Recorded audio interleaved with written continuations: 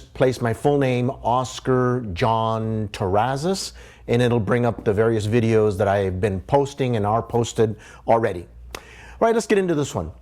This one is called Evolution Re-Examined. It will be in two parts.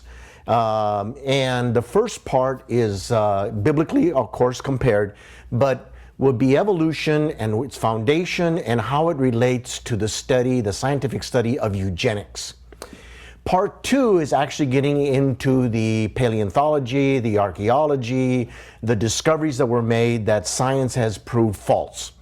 So it comes in two parts. Choose which one you want. I welcome your comments. Go to my website.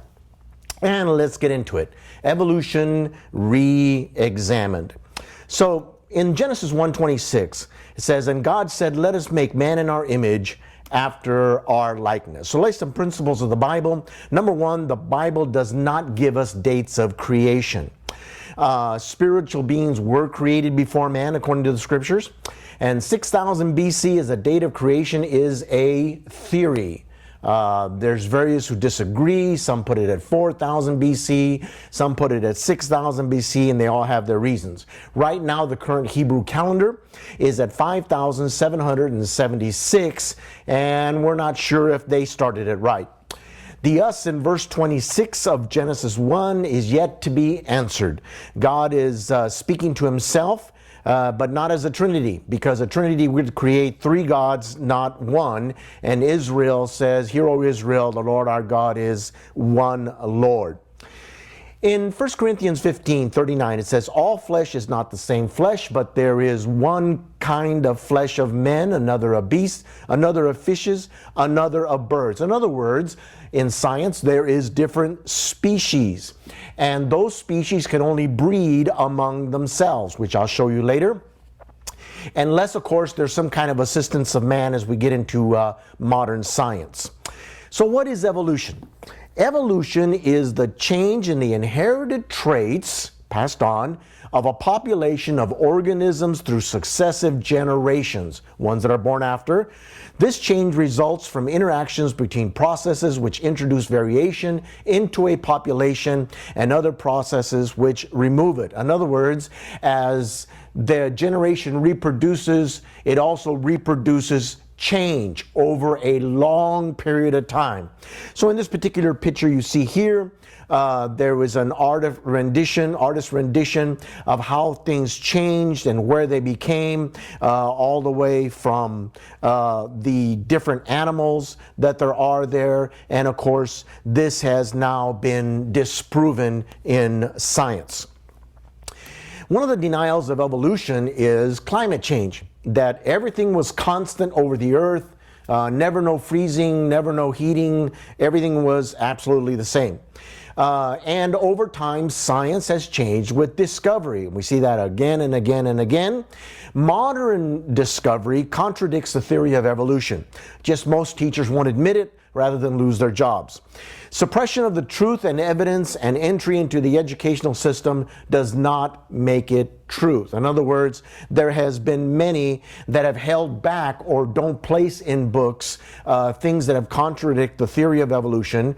And so in reality, the theory of evolution must be accepted by faith. So let's look at the foundation. Charles Darwin, in his book, The Origin of Species, was published in 1859.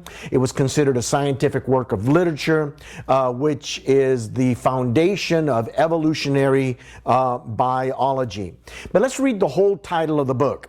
The book is The Origin of Species, the Preservation of Favored Races in the Struggle for Life. That's the subtitle under the book. Now, Charles Darwin himself went to Edinburgh University in 1825 to study medicine. He flunked out or didn't want to go, we're not quite sure. Anyway, he neglected his medical studies. So his father sent him to Christ College to become a parson. Well, he didn't make it through that either. He didn't want to be a minister, didn't want to be a pastor. So he, according to history, he did have some expertise in geology, beetle collecting, and dissecting marine invertebrates. But all in all, he was a total novice. He did not become a degree, a four-year degree in any college, whether medicine, whether biology, whether geology, whether paleontology, whether archaeology, in any way, shape, or form. He never made it through college at all. At all. But notice the subtitle of the book, which is where I'm going in this first part. And it is The Preservation of Favored Races in the Struggle for Life. In reality, Darwin and his family, which I'll show you, were racist. They were trying to show, or he was trying to show, that his Anglo-Saxon, Nordic, Germanic background was somehow more evolved than anybody else. In other words, their people became more higher level monkeys and apes than anybody else before anybody else. Now, why can I say that? Well, that's because Darwin's cousin, Francis Galton, was the father of modern eugenics. And he argued for the practice of artificial selection. In other words, weeding out the unfit of the human race. And this is where it developed into social Darwinism. And it exploited the ideas of survival of the fittest. Now, what was eugenics? Well, eugenics is the study or the belief in the possibility of improving the qualities of the human species or a human population by such means as discouraging reproduction by persons having genetic defects or presumed to have inheritable and undesirable traits, known as negative eugenics, or encouraging reproduction by persons presumed to have inheritable desirable traits. In other words, according to their family background, anyone with Anglo-Saxon, Germanic, Nordic blood. Everybody else is inferior. They're superior. And that was one of the reasons his father had tried to force Charles Darwin to go to college, because in those days it was a high-ranking privilege to go to college and be educated that way. And he wanted to make sure that his bloodline was highly educated. Well, what did Charles Darwin start? Well, from that, Richard Weikart, in his book From Darwin to Hitler, in Evolutionary Ethics, Eugenics, and Racism in Germany, states, quote, "An evolutionary ethic that made Darwinian fitness and health the only criteria for moral standards. The Darwinian struggle for existence, especially the struggle between races, became the sole arbiter for morality." Now, here's the problem with all of this. Who decides who is fit and the unfit? Because obviously, we're not talking about somebody who's mentally retarded. We're not talking about somebody who's born crippled or has birth defects. They just decided who is the more superior people and who isn't. Sort of like the Japanese. The Japanese felt that they were the superior people over everybody else, so they went out wiping out everybody in the Pacific. The Germans later on, after this in World War II, felt that they were of this make-believe Aryan race, and therefore they should rule the world because, after all, their ancestors became apes before anybody else became apes. So in the United States, it was the first country to take on compulsory sterilization programs for the purpose of eugenics. In fact, 33 states adopted sterilization laws. By the end of World War II, over 400,000 individuals were sterilized under the German law. Adolf Hitler, who praised and incorporated eugenic ideas in Mein Kampf, his book, emulated eugenic legislation for the sterilization of defectives, of which books I'm going to talk about right now, was pioneered in the United States before World War II. And this was after Charles Darwin and also then his cousin Galton. Adolf Hitler himself is of doubtful genetic background. His father was Alois Hitler, and we know that from history he was the illegitimate child of Maria Anna Strickel-Gruber, and his paternity, the father's paternity, is not listed. We can't find in history, so that's why the controversy. It is believed that more than likely the paternity might have been his stepfather, an uncle, or a Jewish man that was employed by Alois' mother as a maid. Hitler's mother, Carla Pols, was a maid to the family and became Alois' second wife. So whether the fact that Adolf Hitler could have been of the Aryan race is very, very doubtful. And as this whole program unfolded in Germany, we have the scandal of the Lebensborn children. The Lebensborn children was actually a program that was organized by SS and Heinrich Himmler. And he provided maternity homes and financial assistance to women of pure Aryan race. And of course, all the SS members had to be a pure Aryan race. And they would go and have sex with these women in these homes, sort of like a legalized brothel. And because they wanted to breed the master race, all the children become property of the state, property of the government. And so this was in line with the eugenics program in Nazi Germany. Now, what they wanted to do then was to take out the biologically unfit and then replace them with this pure, racially pure Aryan race. So over in the United States, what started all of this, one of them was Charles Benedict Davenport. And he was the founder of the eugenics program in America. And he actually in America caused the sterilization of 60,000 Americans, which provided ideological foundations for the Holocaust. So Germany was looking at our programs and what we were doing. But let me quote Davenport. Quote, "I believe in striving to raise the human race to the highest plane of social organization, of cooperative work and effective behavior." Second quote, you can read on the slide. "I believe that I am the trustee of the germplasm that I carry, that this has been passed on to me through thousands of generations before me, and that I betray the trust if that germplasm being good, I so act as to jeopardize it with its excellent possibilities or from motives of personal convenience to unduly limit offspring." So what is he saying? Well, he really thought a whole lot of himself. I mean, he was so highly evolved that he's ready to wipe out everybody else as unfit, and he's the one that should have children. Interestingly enough, his wife, by the name of Jane Dimon, was of English, Dutch, and Italian ancestry. Got a little Italian in there. He eventually became the director of Cold Spring Harbor in 1910.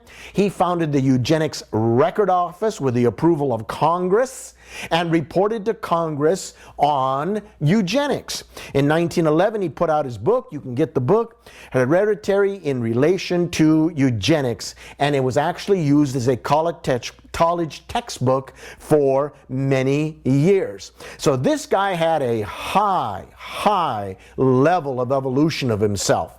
Another quote, "I believe that having made our choice in marriage carefully, we, the pair, should seek to have 4 to 6 children in order that our carefully selected germplasm shall be reproduced in adequate degree, that this preferred stock shall not be swamped by the less carefully selected." So I guess what he means that if you're of good plasma, you should have a lot of kids. And pick who your wife is, so she'll make sure you got a lot of kids. I'm surprised he didn't go for multiple wives so he could really spread his germplasm around. And so that the less defective then, we should do away with those people or kill them off or sterilize them or something, which was involved in various laws of the United States. So it's not if I'm talking off my head. Another guy involved was a guy by the name of Harry Hamilton Laughlin. He was the director of the Eugenics Record Office until 1939. Out of this came the Racial Integrity Act of 1924, required that a racial description of every person be recorded at birth, and divided society into 2 classifications, white and colored. Now, colored was black, brown, whatever, red, anybody who wasn't white. It also created miscegenation laws. And basically what it was, it became a felony in the United States that a white person marry other than a white person. Or if they were to marry a non-white person, it was a felony. You could be arrested. Now what's really interesting is that Britain also was catching on to this eugenics stuff, and we are highly evolved and we're greater and all this other stuff. But in Britain, they had a little bit different twist on the idea of who was defective. In Britain, they felt that the Irish, white people, and the Welsh, white people, were of other than Anglo-Saxon blood, and therefore were of lesser evolution. So you can understand then why I say who picks the fit and the unfit. Another character involved is Sir Julian Sorel Huxley until 1975. He was an English evolutionary biologist, humanist, and internationalist. In 1959, he received the special award of the Lasker Foundation in the category of Planned Parenthood for world population. He was also a prominent member of the British Eugenics Society and its president. He was the first director of UNESCO and the founding of the World Wildlife Fund. He was awarded the Darwin Medal of Royal Society in 1956 and some other awards. So one of the things that broke out from his group as this whole thing collapsed after World War II was Planned Parenthood and the Federation of America. Planned Parenthood provides reproductive health, maternal services, and also the largest provider of abortions in the U.S. Where did it have its foundation? In eugenic science. So in other words, one of their goals or one of their thinking was get rid of the unfit, get rid of the colored, get rid of anybody who's not of Anglo-Saxon, Germanic, Nordic blood. Margaret Sanger founded the American Birth Control League in 1921. She was also a proponent of negative eugenics. What does that mean again? It means get rid of the unfit. She herself had 18 pregnancies. So out of this came the Hereditary Commission. It was a eugenic advisory group of the United States. It was founded in 1906 by another man by the name of Willett Hayes. He was the Assistant Secretary of Agriculture and President of the American Breeders Association. That's right. So in other words, they were treating animals like humans and humans like animals. After all, humans came from animals. Apes are animals. Therefore, they all should be bred in the way that they want it. Part of the commission was, quote, to investigate all proper means of influence in hereditary to better the race. Quote, it aimed to increase families of good blood, unquote. Quote, vicious elements in crossbred American civilization. They were to discourage these elements. And here's the most interesting quote out of the Hereditary Commission, that the commission was also asked to study if a new species of human being could be consciously evolved. Some other characters was E.S. Gosney, Paul B. Popenoe, other men who eventually gave foundation to Hitler's programs. Now, this new species of human, well, that was quite interesting because in the slide that I present to you was a PhD scientist. He believed in evolution, and he was credited with the start of artificial insemination in 1920. His name was Dr. Ilya Ivanov. And he was the one that began the artificial insemination of animals. Now later on, then, he was also hired by the USSR and Stalin. And what they wanted to do, they actually funded this man to the tune of about $1 million. And at that time, that was a lot of money. To $1 million to crossbreed an ape and a man. According to history's pages, he actually tried to artificially inseminate an ape, a female ape, to no success. And then he got volunteer Russian women, and they tried to artificially inseminate them with ape sperm and see if they could come out with a crossbreed. Why? I guess de-evolution. I guess they wanted to improve the human race. Some say that Stalin was trying to form a stronger army, ape army, in order to conquer the world. I'll leave that. Genesis 11, and the whole earth was one of one language and of one speech. And they said, go, let us build us a city and a tower whose top may reach unto heaven, and let us make a name, lest we be scattered abroad upon the face of the whole earth. So there's a lot of people that think they are better than God. They are superior. They're of the pure blood. If you want, go see my presentation on the bloodline of Jesus. Any case, there's still people that believe this way. Over in Georgia is what is known as the Georgia Stonehenge of the United States, and it's a large granite monument in Elbert County. And there is various of these huge granite stones carved with 20 different languages, 8 of them in modern languages, 4 in ancient languages of Babylonian, Classical Greek, Sanskrit, Egyptian hieroglyphs. And they gave the 10 commandments on how the world was going to survive. And the 10 commandments, let me just read a couple of them. Maintain the population under 500,000. I guess those are strictly of the fit. And number 2 was guide reproduction wisely, Planned Parenthood. Number 4 is rule with passion, faith, tradition, and with all things tempered reason, and a one world government and a one world language. So you see, there's still people that believe this way. Let me now go into part 2.